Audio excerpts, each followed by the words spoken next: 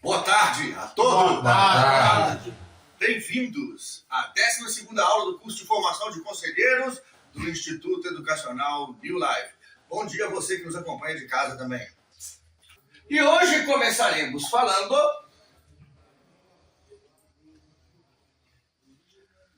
sobre teologia e espiritualidade.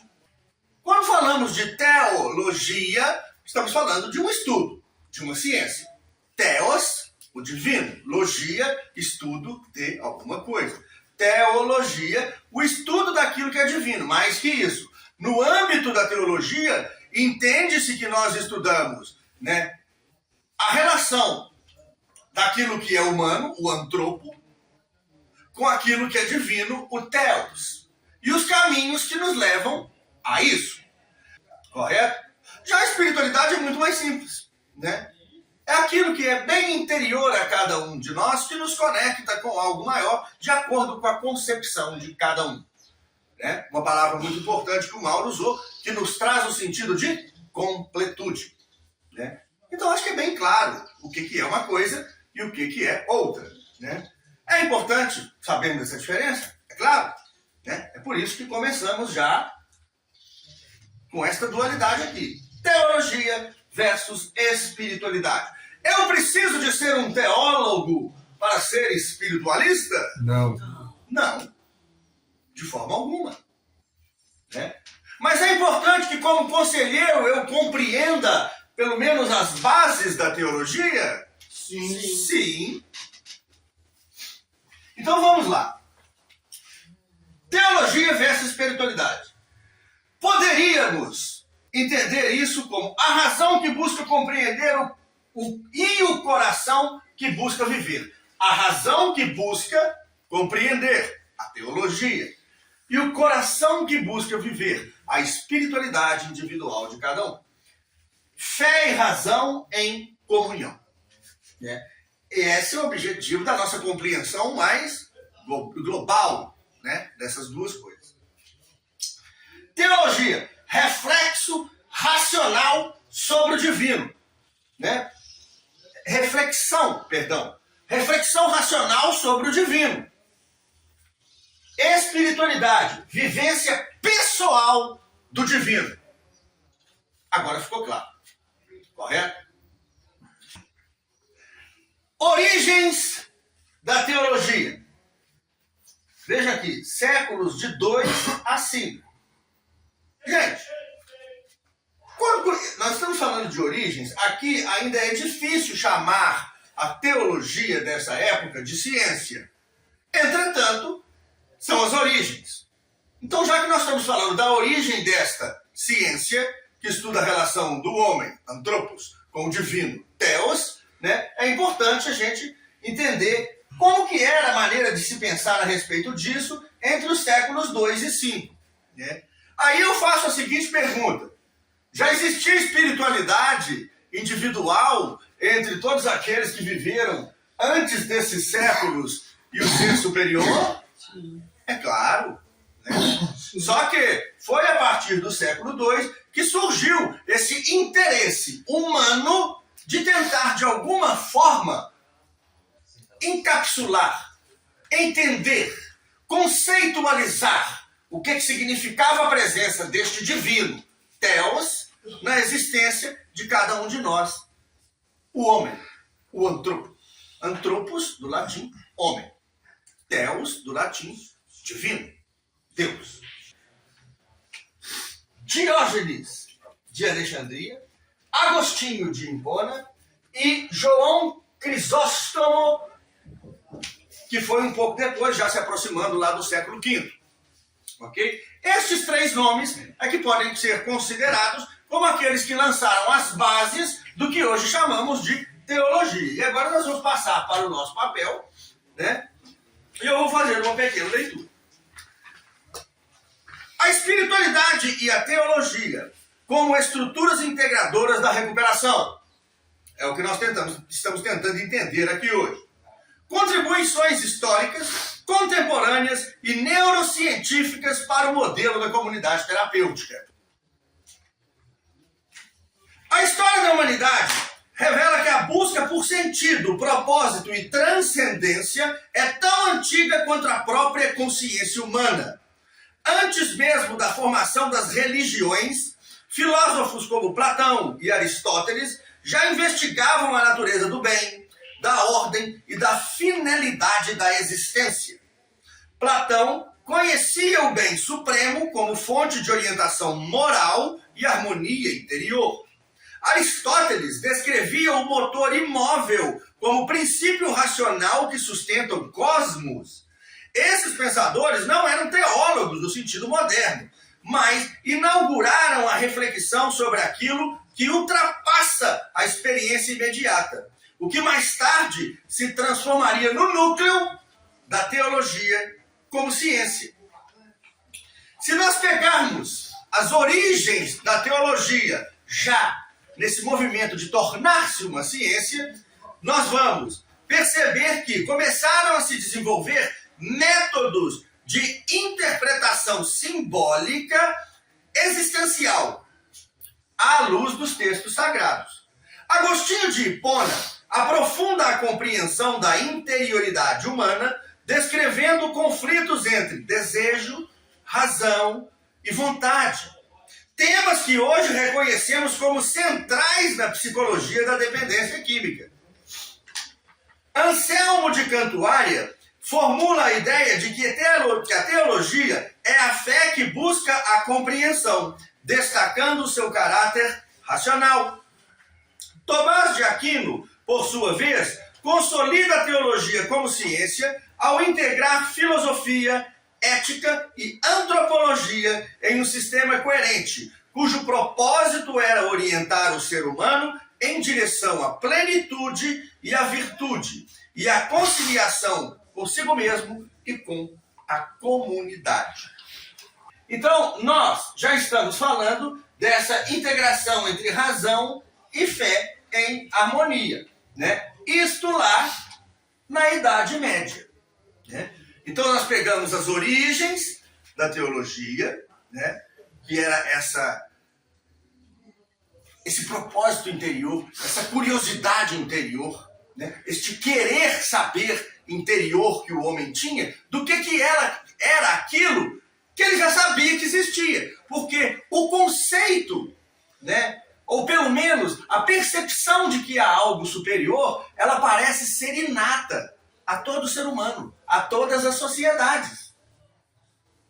Todo ser humano, desde as épocas mais primitivas, cultuava algo que ele considerava maior. Então, isso já estava incutido em cada ser humano. Em um determinado momento, aquilo que era apenas interior tornou-se, digamos assim, de interesse público. Então, essas pessoas começaram a se juntar para tentar entender melhor, né, sistematizar essa ciência, né, ou essa protociência, nesse início mais rudimentar da teologia, né. Aqui nós já estamos bem mais próximos, né, da nossa realidade. Quem se lembra do que foi a reforma e a pós-reforma? De que reforma é essa que nós estamos falando? Da reforma protestante. É claro, o que nós estamos vendo aqui é mais relacionado à teologia cristã. Correto? Não estou dizendo com isso que a teologia não estude a relação do homem com o divino em qualquer outro contexto ou sistema religioso. Sim, ela estuda. Martinho Lutero, João Calvino e Teresa de Ávila. Estes dois primeiros aqui, pessoas importantes da tal reforma protestante. E Teresa de Ávila era da Igreja Católica. Entretanto, eles compartilhavam de algumas ideias comuns. Vocês já ouviram falar do luterismo? Sim. Já ouviram falar do calvinismo? Não. Já ouviu também, não ouviu? Esses senhores aqui, eles eram essencialmente católicos. Sim. Em algum momento, eles divergiram das concepções e dos dogmas, né, da Igreja Católica Apostólica Romana, mudaram algumas coisas e a partir de aí romperam com aquela igreja antiga e iniciaram um novo caminho. É uma renovação da fé e da doutrina. Quando se diz reforma, fala-se disso, renovação da doutrina. A partir de agora eu passo a rejeitar algumas coisas que eram tomadas como verdades absolutas, né? Removo aquilo do meu arcabouço doutrinário e sigo um novo caminho a partir dali.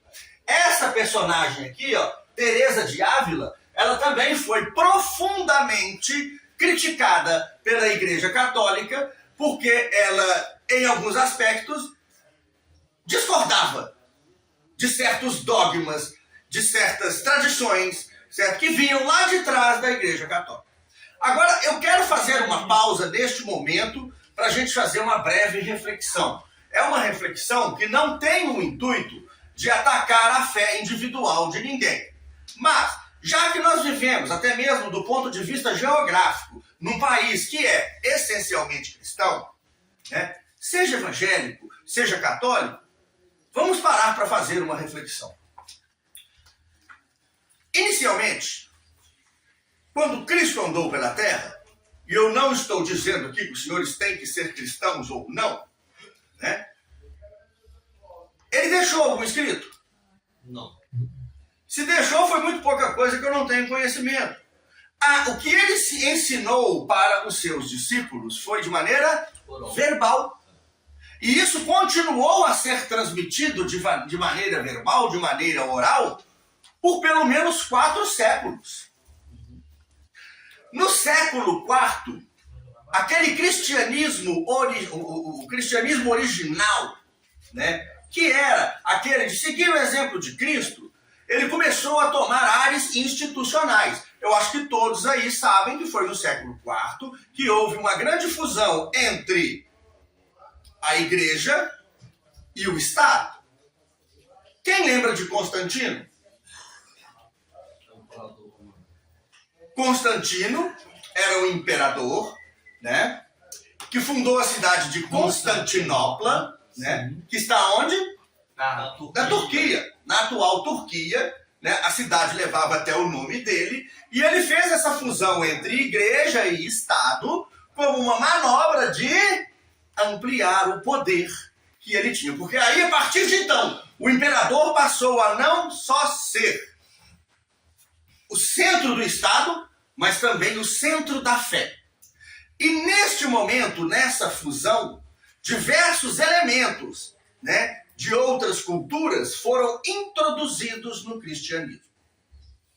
Né? Volto a dizer, muito cuidado ao observar, ao ouvir essas minhas palavras. Eu não estou atacando a fé de ninguém. Eu estou resgatando eventos históricos para que nós entendamos que religião, tal como nos é apresentada hoje, é uma construção antrópica. Então, o cristianismo original, ao ser enxertado de uma gama de elementos de culturas externas, deixou de ser cristianismo e passou a ser cristandade.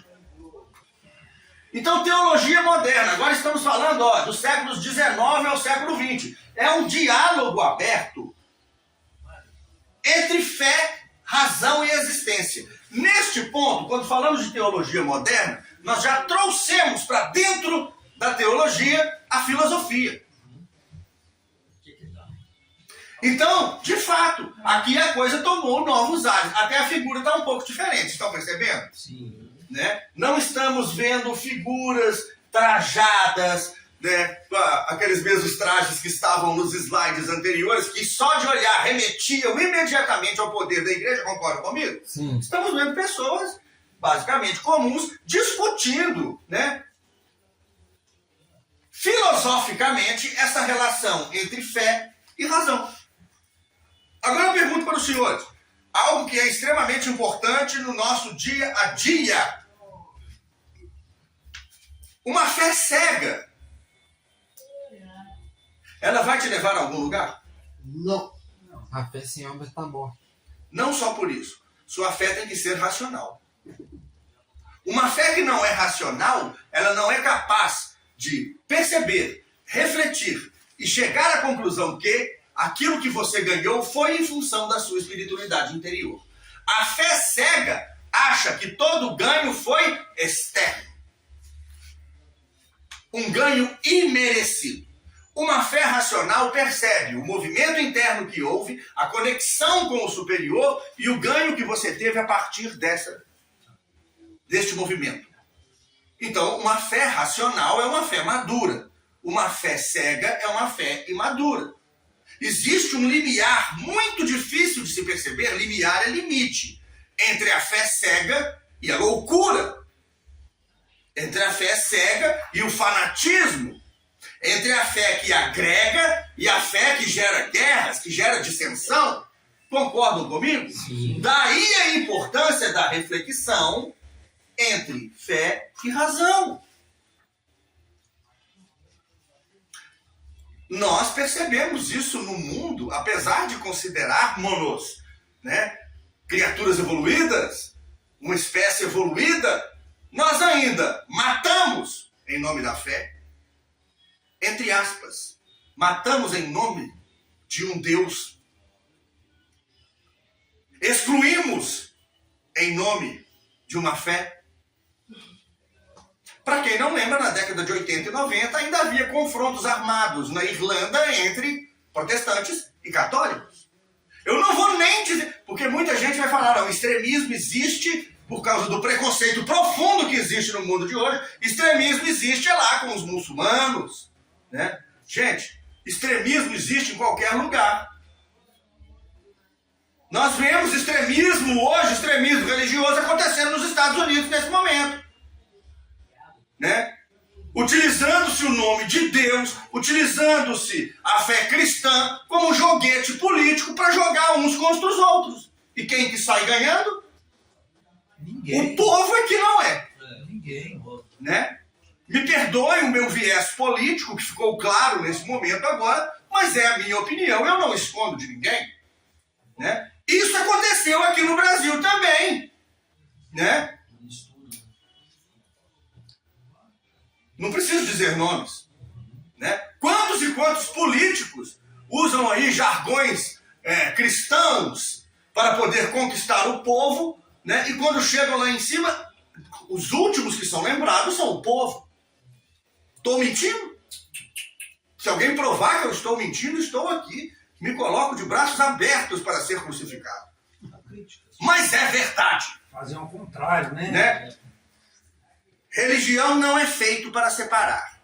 Religião é feito para te trazer conforto espiritual dentro daquilo que você acredita que melhor serve para você, que melhor promove a sua conexão com o Supremo.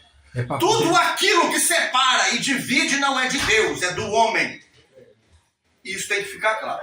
Nós saímos um pouco do contexto original da discussão, né? Mas é porque quando a teologia moderna começa a trazer a filosofia para dentro desta ciência, né, nós começamos a perceber essas coisas claramente, que antes eram empurradas goela abaixo do povo, sem que o povo tivesse o direito de questionar. Porque questionar a igreja, questionar o dogma, questionar a fé, era visto como questionar a própria autoridade divina.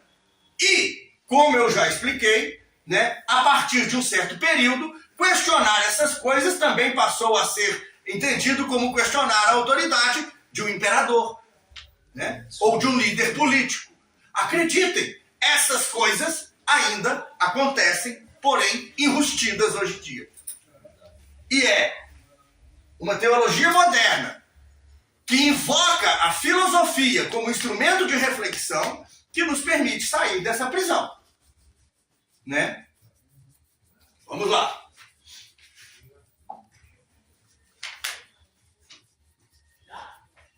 Aqui, enfatizando algo que já falamos. Teologia e espiritualidade individual. A razão que busca compreender teologia. E o coração que busca viver o divino. Espiritualidade individual.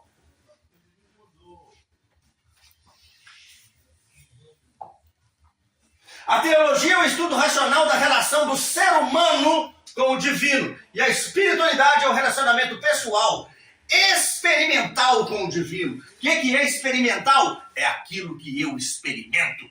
Não. É aquilo que eu vivo. Aquilo que você não estudou isso ainda. Particularmente, não tenho religião definida.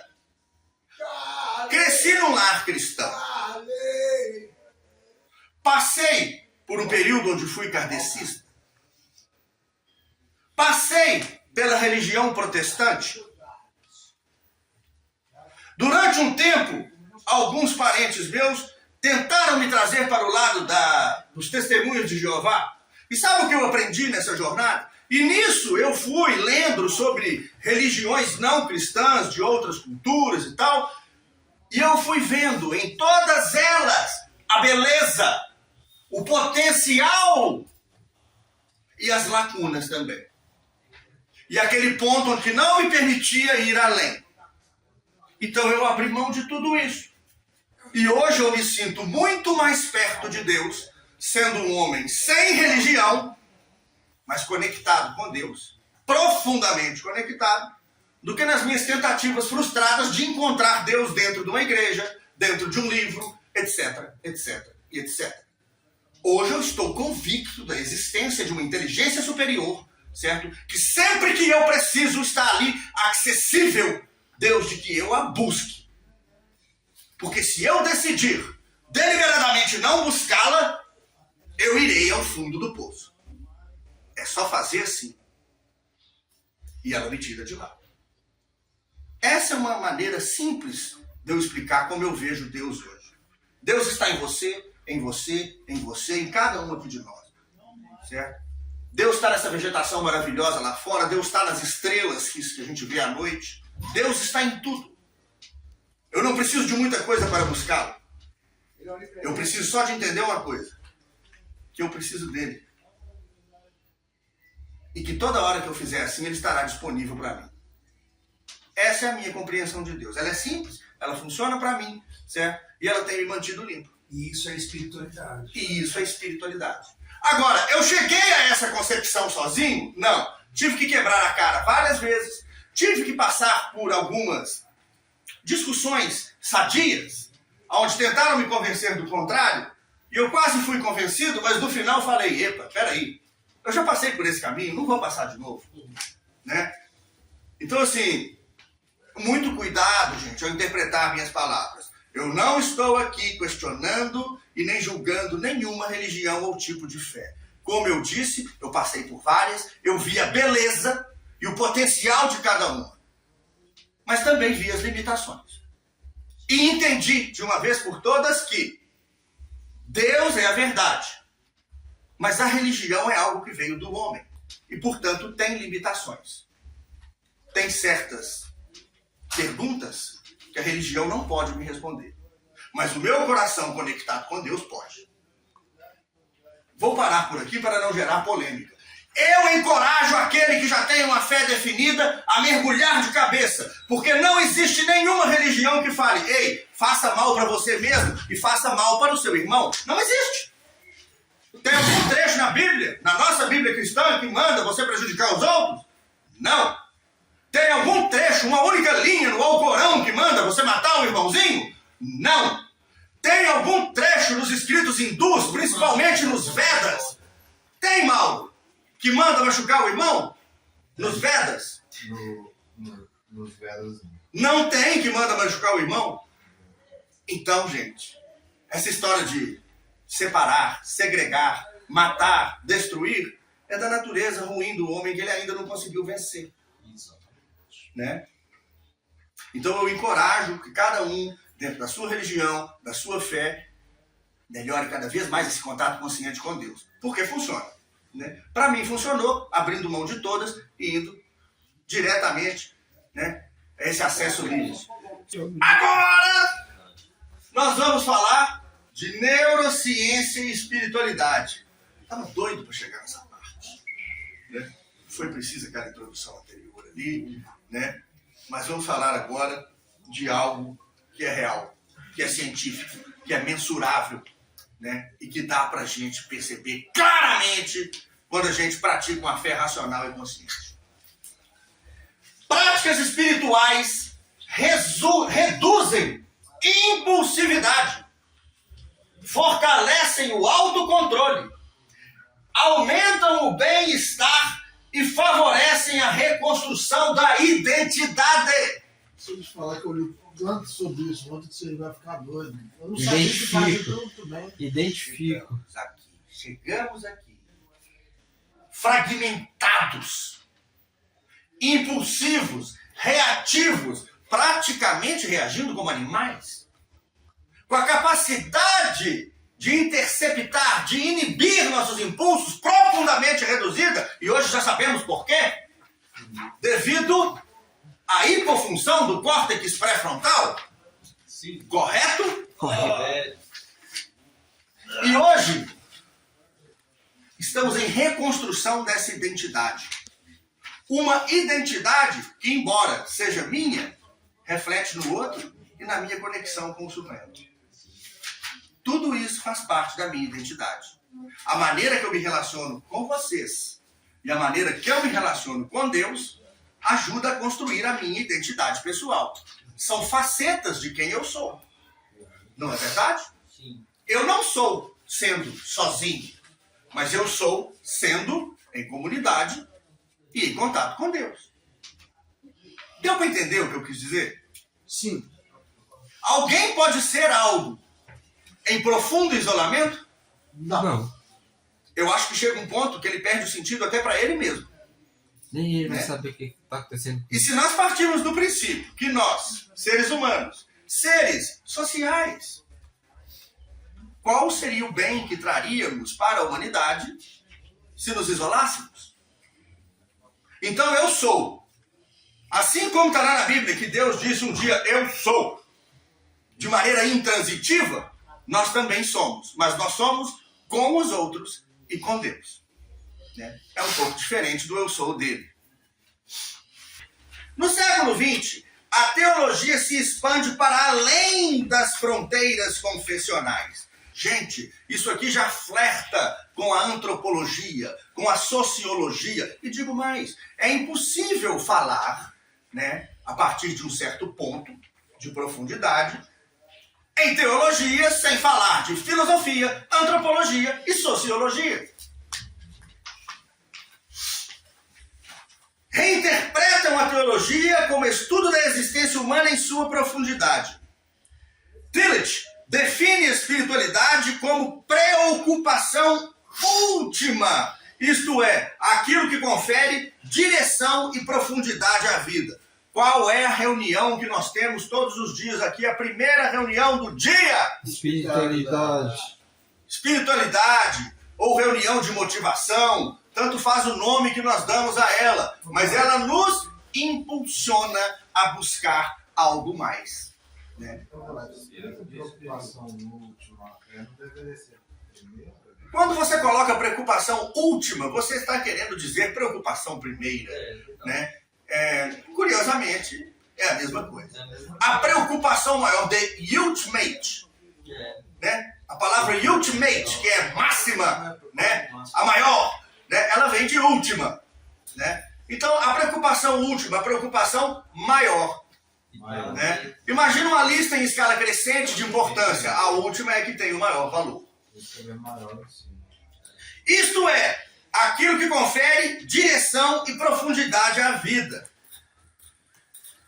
Hunter afirma que todo ser humano é por natureza um ser aberto ao mistério. E somos de fato. O mistério não nos atrai?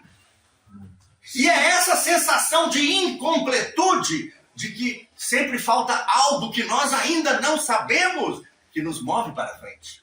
E quando isso é orientado ao divino, nós só temos a crescer. Pois se cada vez eu me sinto compelido a completar, né, este buraquinho que tem dentro de mim, porque todos nós temos um vazio existencial. E se eu me sinto compelido a preenchê-lo com o que vem do alto, há de se esperar que eu me torne alguém cada vez melhor. Para mim e para os outros. Independentemente da religião. Olha que bacana. Moltmann desenvolve uma teologia da esperança na qual a transformação pessoal e social é vista como horizonte fundamental da existência. Eu falei aqui sobre a questão de sermos seres sociais. Eu falei aqui sobre a questão do nosso propósito ter que ser, mas ser com alguém, em conjunto, e não ser isoladamente. É isso que ele está falando aqui.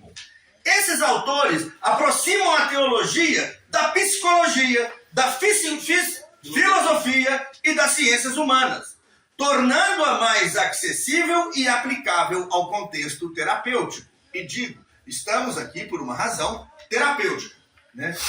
Estamos aqui para quê? Mudar nossos comportamentos. Mais que isso, estamos aqui para aprender a nos renovarmos enquanto seres humanos todos os dias, Uma nova maneira de viver. através das contribuições de um para com o outro e do divino para conosco. Sim. É o que estamos fazendo aqui, né? Isso amplia o horizonte que nós tínhamos anteriormente da comunidade terapêutica de maneira exponencial. Paralelamente, cresce o interesse pela espiritualidade não religiosa, entendida como uma dimensão subjetiva, ou seja, que diz respeito a cada um de nós. Subjetivo é aquilo que diz respeito ao sujeito. Da busca por sentido, conexão e propósito.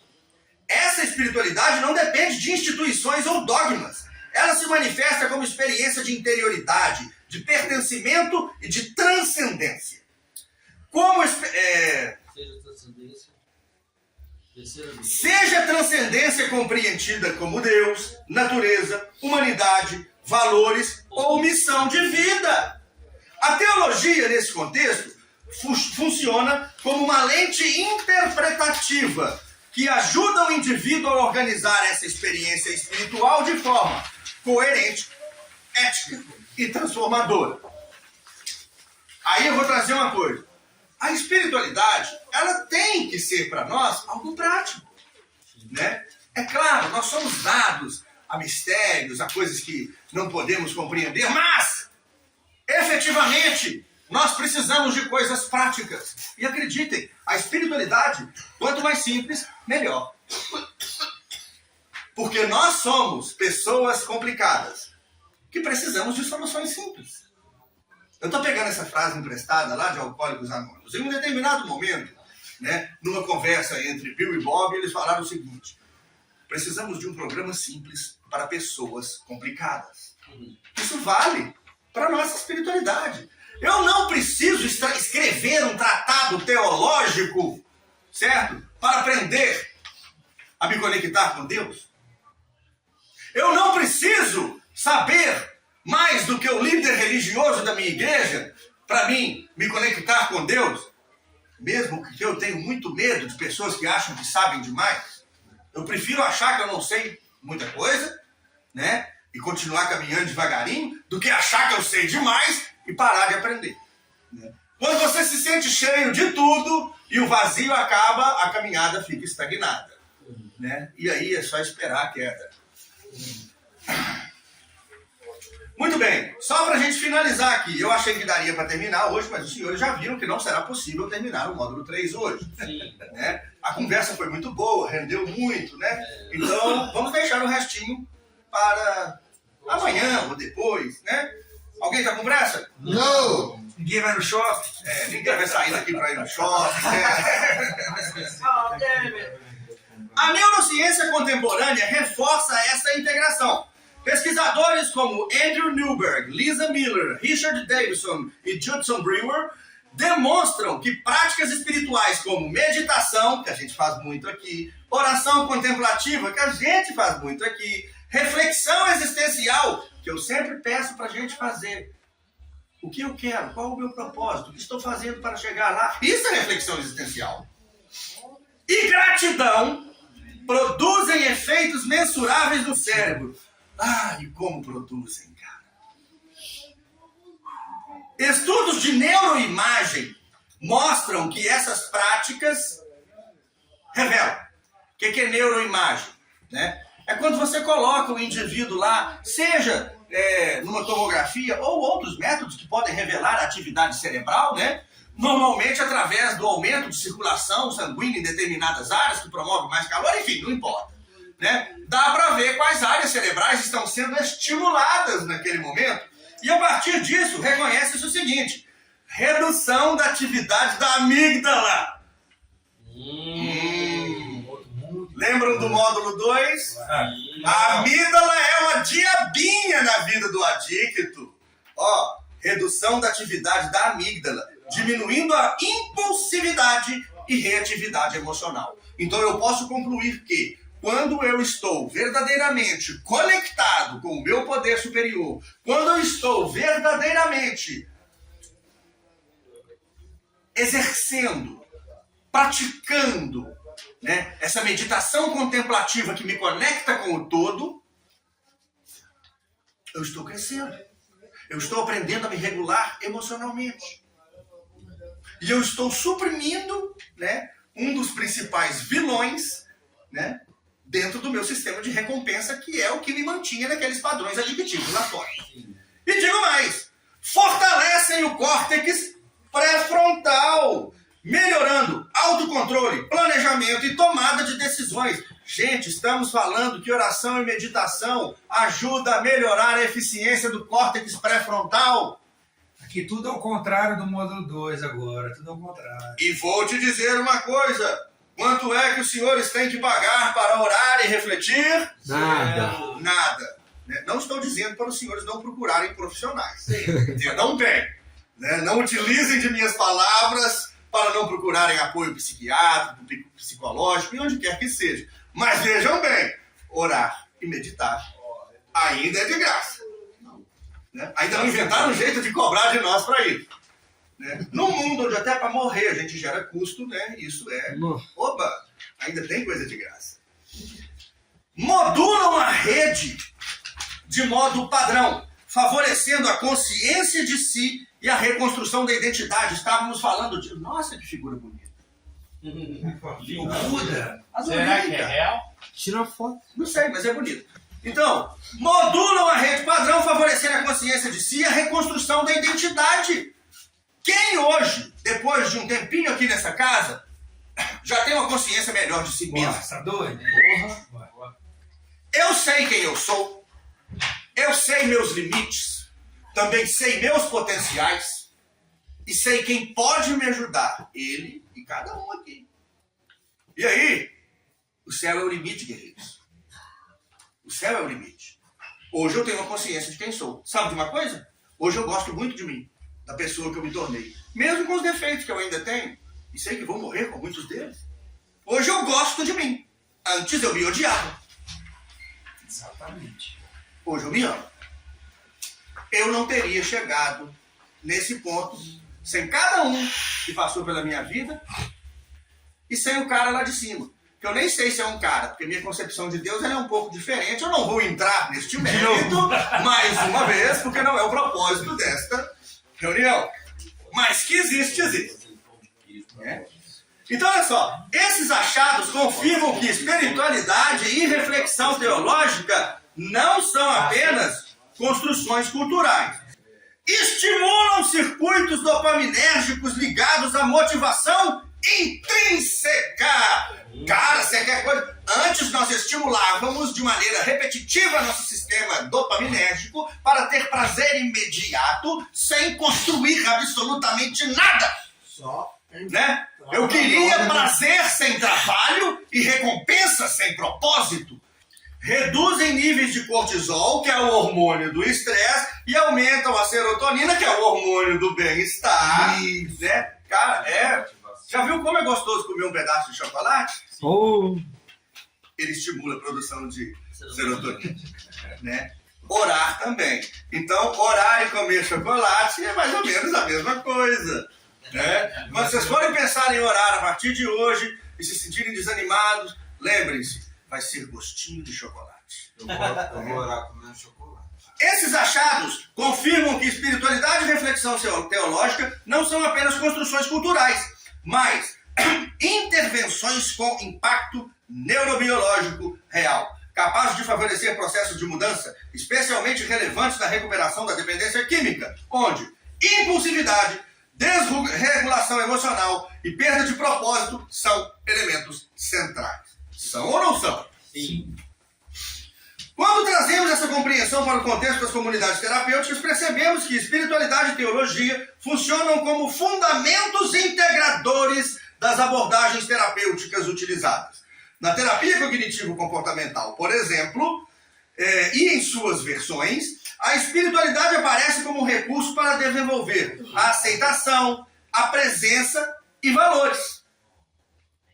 A terapia de aceitação e compromisso trabalha com um propósito, dialogando entre a teologia existencial de Leach, o mindfulness, que é de origem oriental, e encontra paralelos em tradições contemplativas teológicas que valorizam o silêncio e a interioridade. E, na verdade, daqui para frente eu já estou entrando na aula que vem. Né? Na próxima aula, nós vamos ver como a espiritualidade, né, e a reflexão, né, estão presentes em todas as ferramentas e terapias que são utilizadas de maneira integralizada dentro de uma comunidade terapêutica. Né? Vamos falar sobre o modelo Minnesota e vamos terminar o módulo 3 falando dos 12 passos. Que aula Certo? top, viu, Vladimir? Foi top. Tranquilo? Eu confesso que naquela primeira parte aqui, o texto que eu forneci, ele não condiz exatamente com a ordem que os slides foram apresentados. Tanto é que eu também me confundi. Você até falou Né? sobre... A culpa não é minha, é do Copilot, inteligência artificial, que pegou meu texto original e resumiu na ordem errada. Cuidado, gente. Se for usar inteligência artificial, revisa tudo primeiro, tá? Por isso eu digo, Deus, conceda-me a serenidade para aceitar as coisas que eu não posso modificar, coragem para modificar aquelas que eu posso, e a sabedoria para reconhecer a diferença. Só por hoje funciona se eu praticar. Praticaremos. Operação!